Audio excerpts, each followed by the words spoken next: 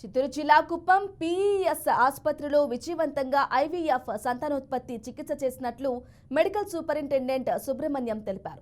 ఈ నెల 6న ఐవీఎఫ్ చికిత్స ద్వారా విజయవంతంగా కాన్పు జరిగిందని, సాధారణ పౌరులు కూడా పిఇఎస్ ఆసుపత్రిలో అతి తక్కువ ఖర్చుతో మెరుగైన వైద్యం అందిస్తున్నట్లు తెలిపారు.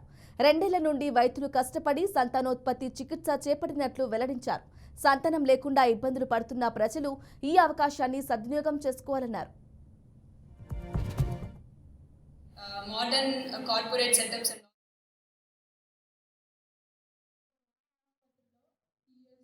గత 2.5 సంవత్సరాలుగా ఐవీఎఫ్ అనే కాదు, నార్మల్గా సంతానలేమితో బాధపడుతున్న వాళ్ళందరికీ నార్మల్ మందులతో కాని వాళ్ళకి ఐయుఐ అనే ఇంకొక పద్ధతి ఉంటుంది. ఐయుఐ పద్ధతి ద్వారా ఈ రెండింటి ద్వారా 2.5 సంవత్సరాలుగా ఎంతోమంది సంతానలేమితో బాధపడుతున్న వాళ్ళకి ఎంతోమందికి గర్భవతులు అయ్యారు.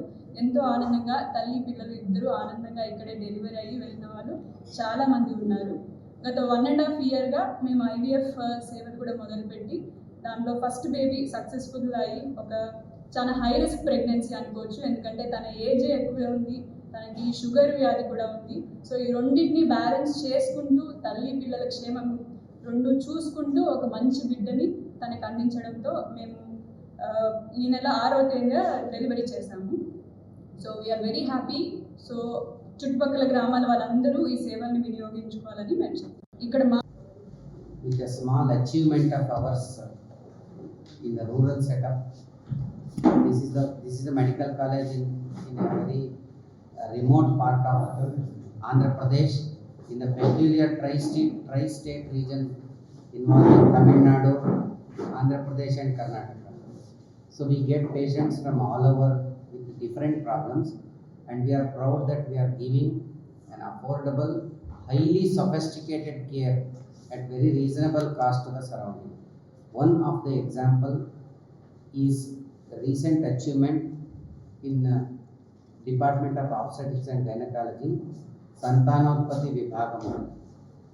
We on 6/11/2024 we had good news of delivering a baby with in vitro fertilization, Kritaka Garbhadharanam.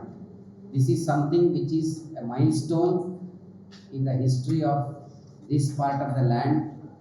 At the age of 40, they came with the dreams of having a child, and they had sugar complaint, there are many other comorbid diseases, but they want to have the child.